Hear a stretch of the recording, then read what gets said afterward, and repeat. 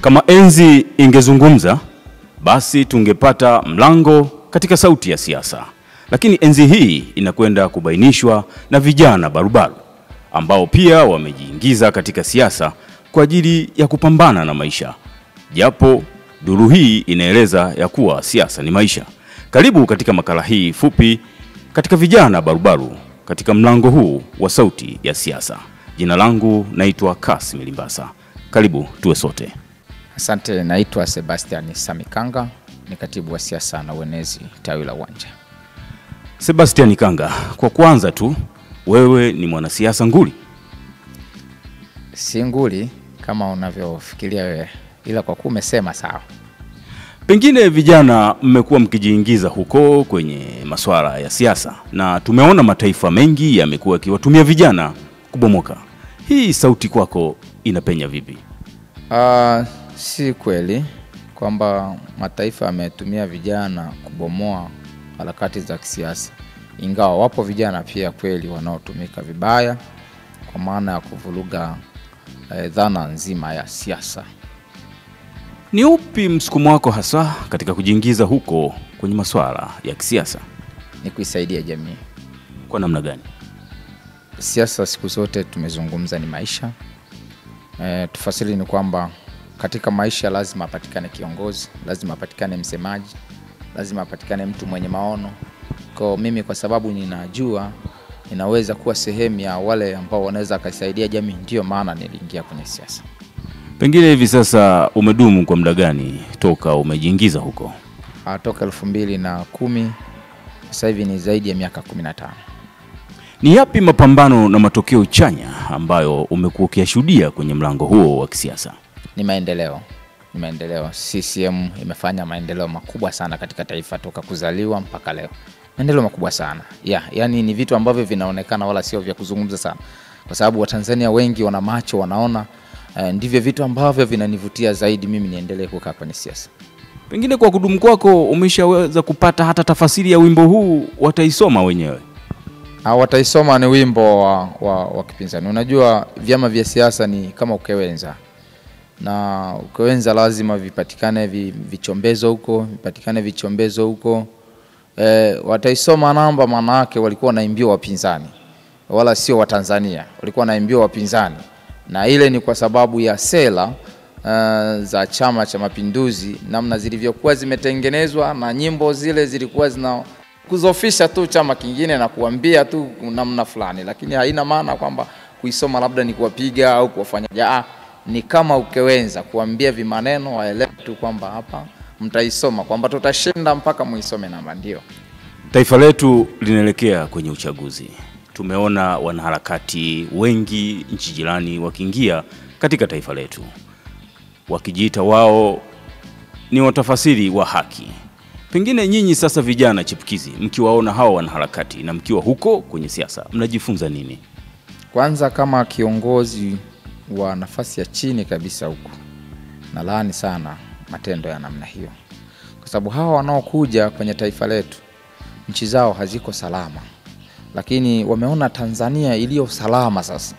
Wameanza kuijazia vimaneno, mara wengine anatoka Uganda, wengine wanatoka Kenya, wengine wanatoka nani. Mwenyewe umesikia kina Kalua kina nani wanakuja kwenye taifa hili. Sasa wanakuja kufanyaje? Sasa taifa lao limewashinda huko. Mataifa mengine huko yana kelele za kutosha. Tanzania tumekaa vizuri kwa utulivu. Sasa wanakuja kufanyaje? Hicho kitu ni kibaya sana. Ulishawahi kuona Watanzania wangapi labda pengine Kenya wanaenda kutetea ujinga kama huu wanaokuja nao hao? Ni vitu vya ovyo tu. Kwa hiyo vijana tusipojitambua katika hili, tunaweza tukaingia kwenye mkumbo wa kulichafua taifa. Kesho tutamtafuta mchawi na tukamkoswa.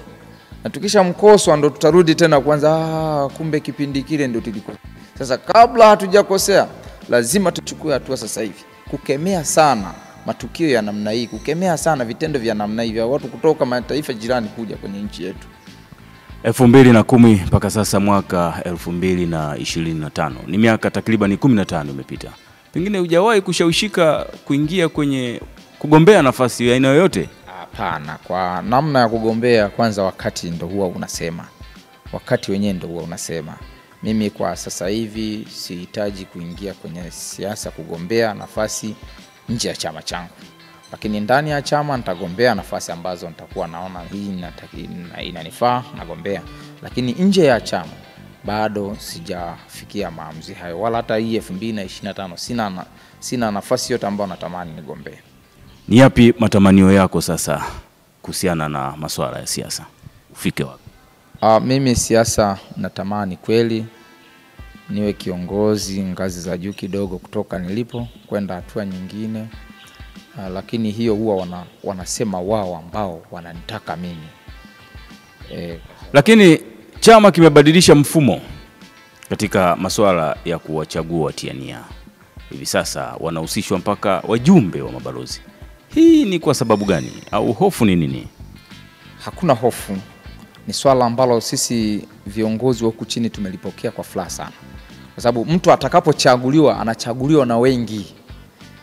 Na atakuwa mtu sahihi zaidi, kwa sababu wachache walikuwa na uwezo, mtu anaweza akazama mfukoni laki moja wanamchagua. Haijalishi ni mzuri, mbaya, wa ajabu, anachaguliwa. Lakini hili chama taifa kwa kuliona wakaona kwamba wachaguliwe na wengi. Hata anapoenda anaenda kwa wengi, au amechaguliwa na wengi, awe mtu mzuri.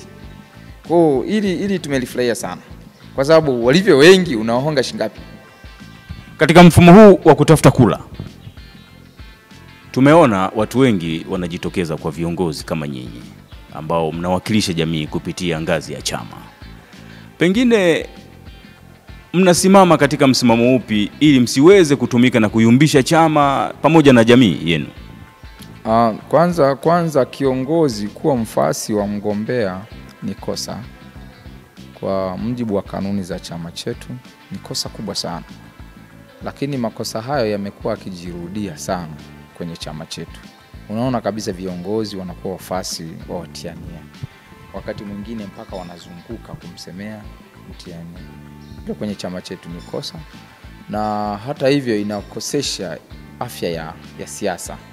Kwa sababu unapokuwa unamsemea mtu, kesho mtu mwingine akishinda, jukwaani huwezi tena kumsemea. Hata kama utamsemea watakuona kama mnafiki tu. Ndugu Sebastian Kanga, katibu wa itikadi na uenezi tawi la Uwanja, wewe upendi fedha?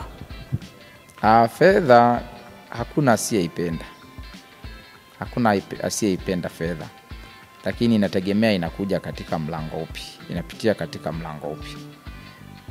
Itapitia katika mlango huo wa siasa na cheo chako? Hapana.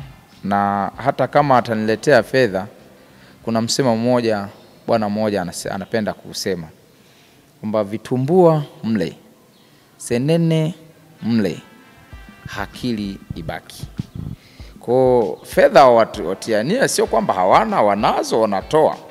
Lakini ambacho tunawasi hata sisi wajumbe na nini, wale fedha, wale vitumbua, wale senene, sijui mandazi, wale nini wanavita vitumbua, lakini akili yao ibaki, watusaidie kupata mtu aliye sahihi.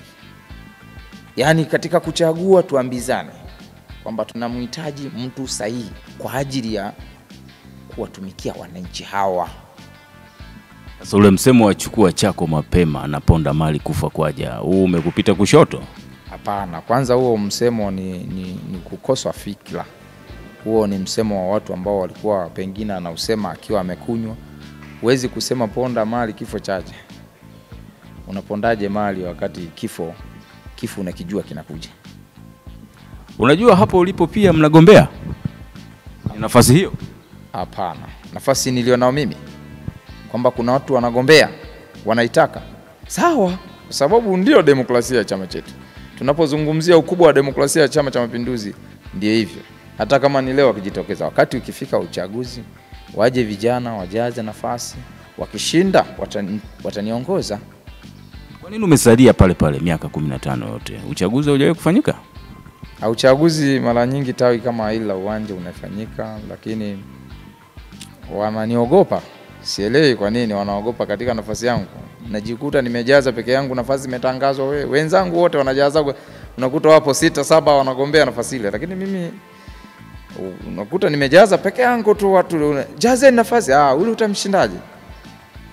Toa wito wako sasa kwa vijana wa Tanzania ambao pia wanatamani kuingia kwenye siasa, huku wakitamani kuwa siasa ndio itawabadili maisha yao, na matokeo yake wanakwenda kutumika huko na kuvuruga mataifa yao, hata sehemu zao za kuishi zinaharibika, zinasambaratika. Vijana waingie kwenye siasa, lakini siasa ya leo nimesema inahitaji mambo hayo matano. Siasa ya leo inahitaji uchumi. Ili utafute nafasi ufanyeje ndani ya chama, lazima uchumi wako uwe umeimarika. Lakini jambo la pili, siasa leo inahitaji elimu kulingana na wakati tulionao. Lazima mtu awe na nini? Awe na elimu. Jambo la tatu, inahitaji mahusiano. Una mahusiano na nani na nani? Unazungumza na nani na nani? Jambo la nne, inahitaji uwezo binafsi. Wewe unaitaka siasa, una uwezo gani? High speech na kujiamini, confidence. Lazima uwe unajiamini. Lakini jambo la mwisho kabisa, imani yako. Wewe unaamini katika lipi? Kwa mambo matano hayo vijana wakiyajua kwamba ndio yanayokubalika, ndio ambayo unatakiwa uwe nayo, siasa yako ionekane, waje waingie. Lakini unakuta una hela tu afu elimu huna, unaanza kusumbua tu watu. Au una elimu lakini huna mahusiano. Au una mahusiano lakini huna hela. Hivi vitu lazima uwe navyo vyote vitano. Na mtazamaji, tunafika mwisho wa makala yetu ya vijana barubaru katika mlango wa sauti ya siasa. Tulikuwa tunazungumza na Sebastian Kanga, katibu wa itikadi na uenezi tawi la Uwanja, kata ya Nyankumbu, manispaa ya Geita. Jina langu ni Kassim Limbasa. Hadi wakati mwingine, kwaherini.